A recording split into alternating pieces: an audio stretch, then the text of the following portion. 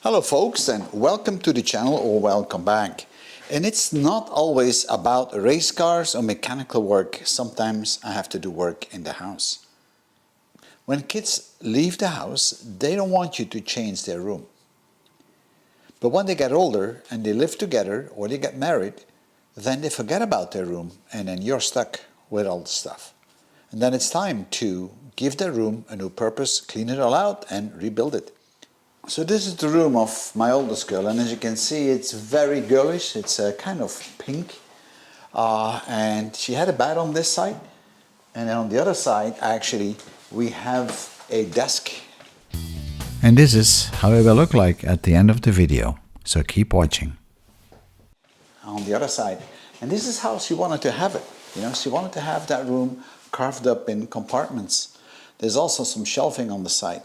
So all that stuff will have to go because I want to make it into a big open room again. I don't like this partitioning. And this is the desk side. So there was a sleeping compartment and there was a studying compartment. You know, that color is awful. It's kind of pinkish and I just don't like it, but that's what she wanted. So Dad painted it in whatever color she wanted it. So I have to remove all this. The other thing I don't like about this room is all this brown wood. You can see it also on the ceiling. It used to be popular about 25 years ago, but now that is no longer the case. So we will have to repaint all this, and I'm going to paint all this white. There is also an open closet in the room, and I think I'm going to keep this as a bookshelf, of course. And this is how it will look like at the end of the video, so keep watching.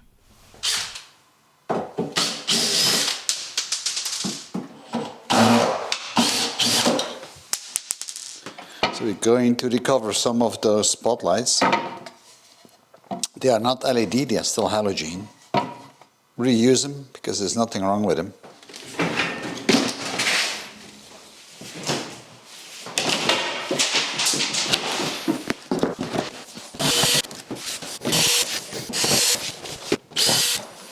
Well, this is certainly something we need to keep.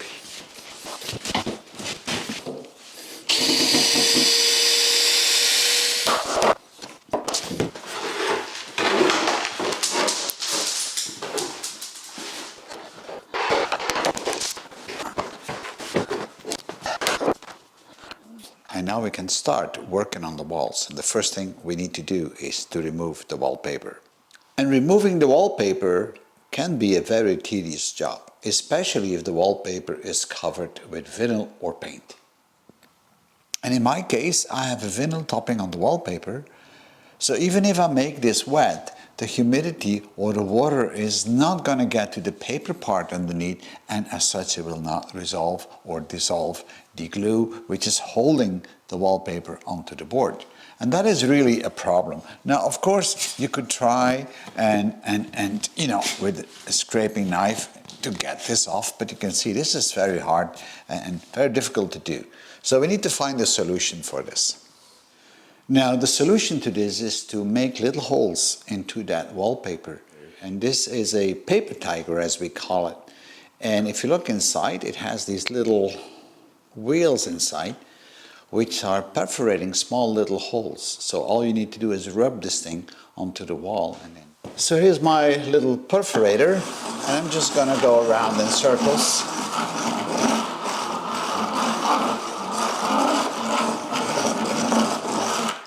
So now that the wallpaper is perforated, we're going to soak it so that the glue will dissolve. And I'm going to use a sponge for that. I'm going to wipe the sponge onto the wallpaper with water, but in the water I will add a solvent, and this is a specific solvent. It doesn't really matter what brand it is, you can get them in different brands, but add a certain amount of that to your water before you apply it to the wallpaper. How much you need to apply, well, that is certainly marked on the back, and it depends on the product you're using. So here's my bucket of water, and I'm going to put the right amount in. In my case, this is about 4 cups. We're going to give it a good stir. And we're going to apply it now with a sponge onto the wallpaper. Just wait about 10 minutes and we should be all set. And if you don't want to use a sponge, you can also use a spray can like this. Both will work, whatever fits best for you. And now we should be able to scrape it off and see if it works. If you let it sit for 10 minutes, make sure that it doesn't dry up, so you may have to re-wet it sometime. So I'm going to use my scraper here, trying to get it off from the top and then peel it down.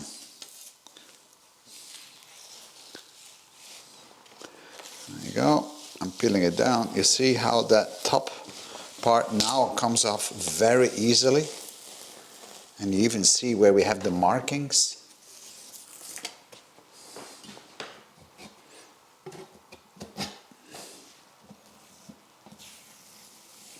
All right, see how we can peel this off now?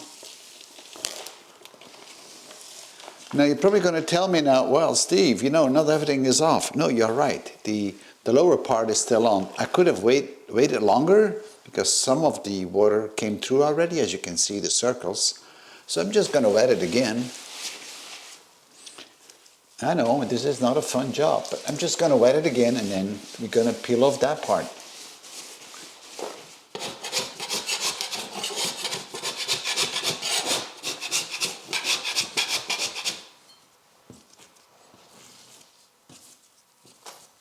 So all the wallpaper has now been removed from the walls and I'm going to get rid of it and then we'll fix the walls. Next up is to repair the wall wherever we had nails. And for that I'm going to use the standard joint filler that you use with plasterboard, but you can use again whatever you like to use. I don't need a lot of this because I have only a few little holes here and there. Now I know you can also use pre-made stuff. Again, it's what you have available to you. So here we have one of those small holes where they had screws before, and you know.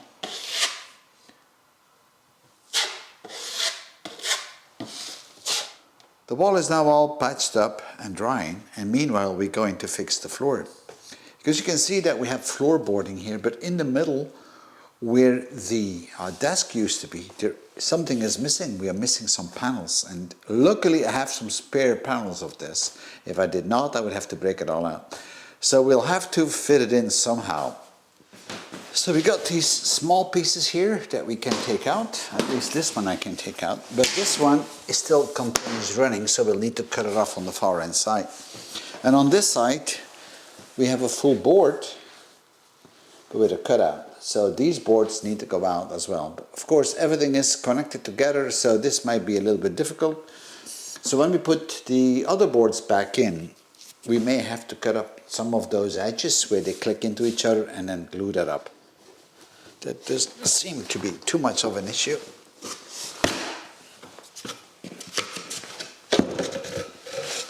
So I can see that this is a little piece, so we can try to knock that out. That is also a little piece. Now to cut this piece out, I'm going to use a small oscillating cutting saw.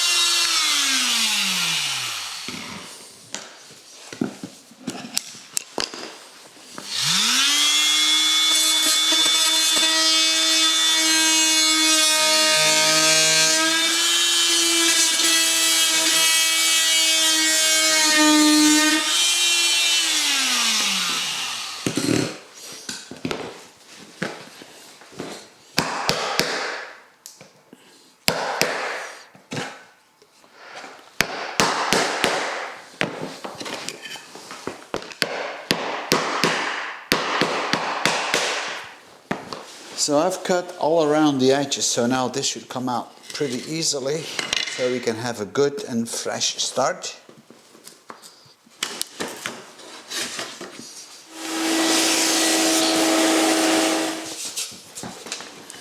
So we're going to try to slide in the first board.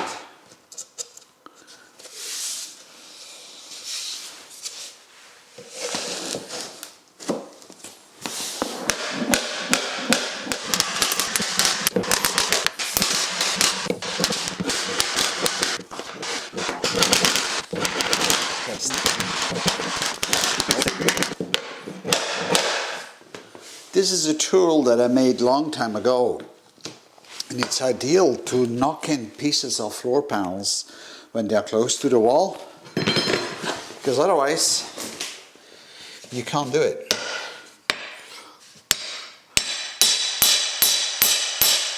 So for the last board, I had to cut off the edges so we can actually get it inside the opening, and it was not the same width on both sides.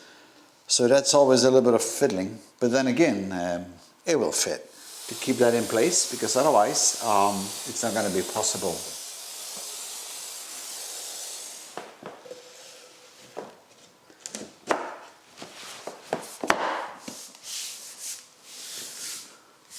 So the boards are in, but as you can see, we've got a gap. So I wasn't cutting too precise enough.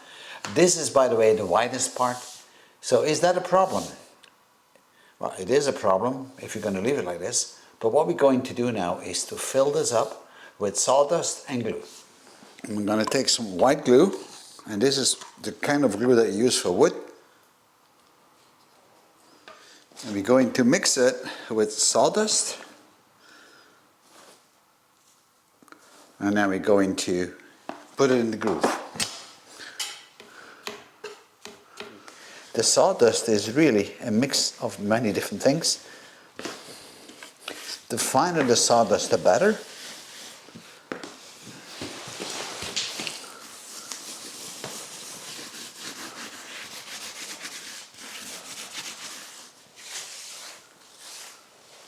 Like anything else, preparing is 90% of the work. So now that the walls are patched up, we can actually sand them. And I'm going to use a sander with a vacuum cleaner so I don't make too much dust. So I'm going to use a grit 120 to sand the walls. And of course, I'm not going to rub too hard on it, but I need a 120 to get the plaster off that we put up yesterday. And if you're going to get a sander, try to get one with a adhesive bag. So it's kind of a Velcro pad.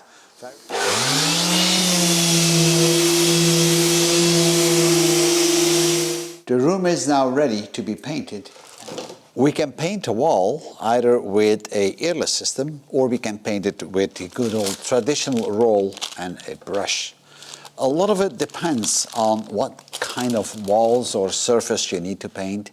In my case, I have a lot of profiles on the roof, on those wooden parts, so I would have to use my brush and then brush in all these profiles first before I could actually use my roller and then roll the paint onto that. And that's a lot of work. Now, it all depends on how big that surface is. I have about 120 square meters that I would have to do with a brush and with a roller. And for that, you might decide to go for an airless paint system. And this is a paintless air system.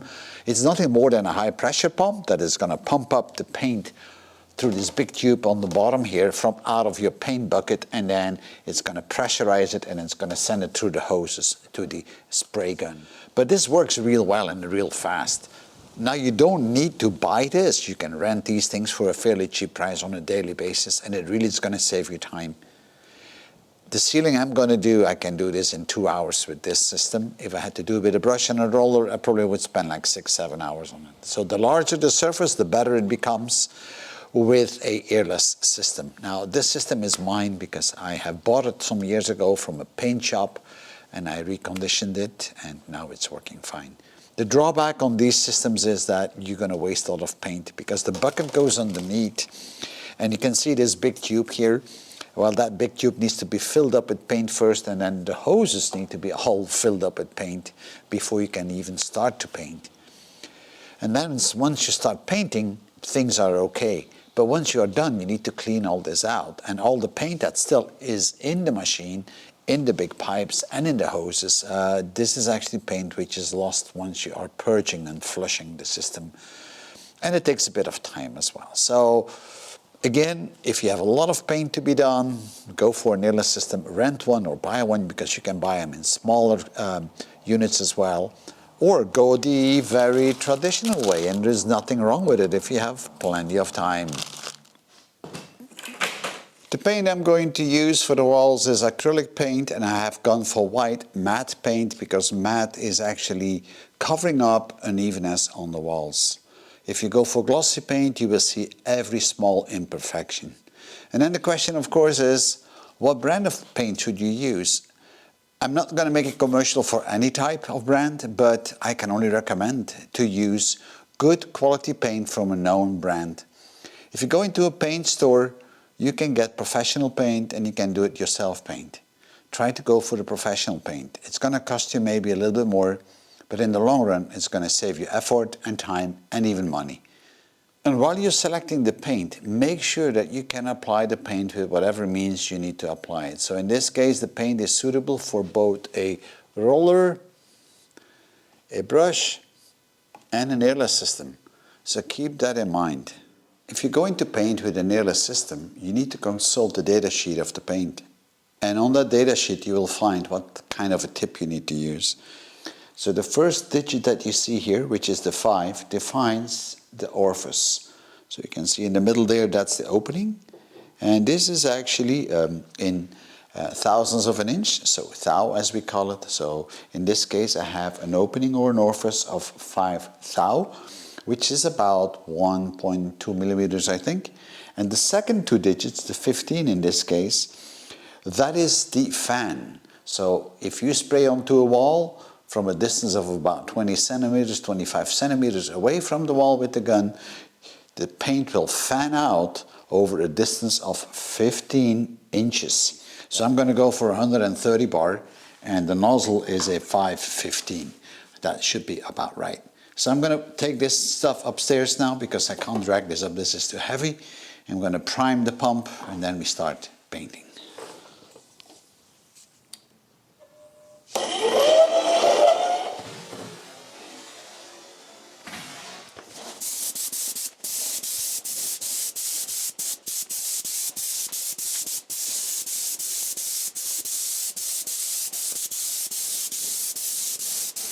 So the first coat of paint is now on the walls. I'm going to let it dry, and in an hour I'm going to give it the second run. We are done with painting, and as you can see, it's nicely white. I'm going to give you a couple of close-ups, but that worked out pretty well. Now I still have to paint one other side, which is that side there you can't see, which is going to be painted in black, but that's a very small surface. Here you see the beams that we have been painting, and the ceiling. And now it's time to start removing all the masking we've done.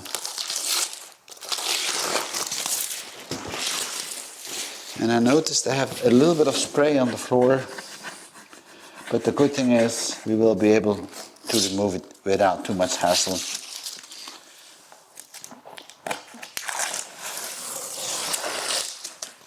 We are now like 19 hours later and the room is complete. I already have moved in some furniture. We put some frames on the wall, put some lights up.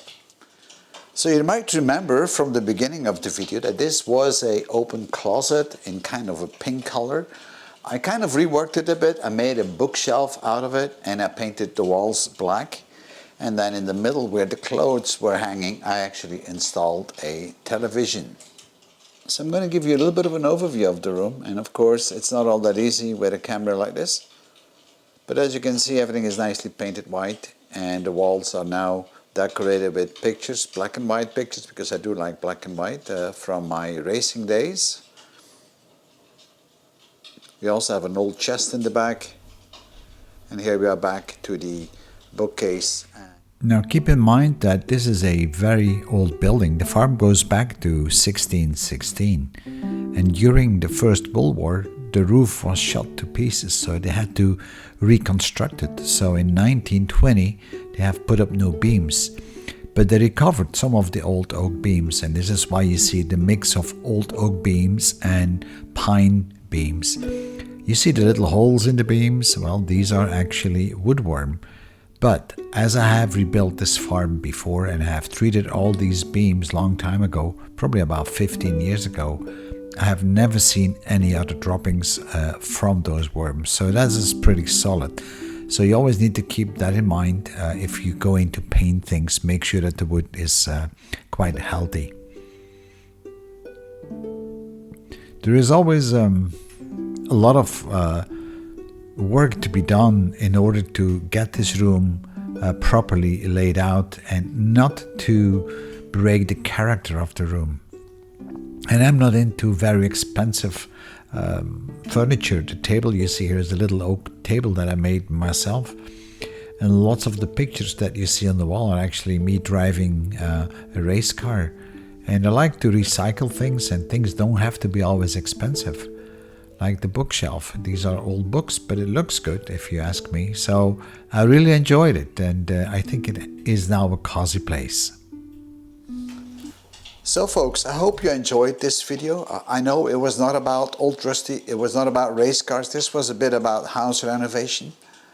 I still have a lot of other rooms to renovate, and you will see those videos coming. You will also see very soon again videos on old rusty, because I haven't stopped that project. I work on it in between. And you will see more on race cars. So stay tuned. And thank you for viewing. Bye-bye.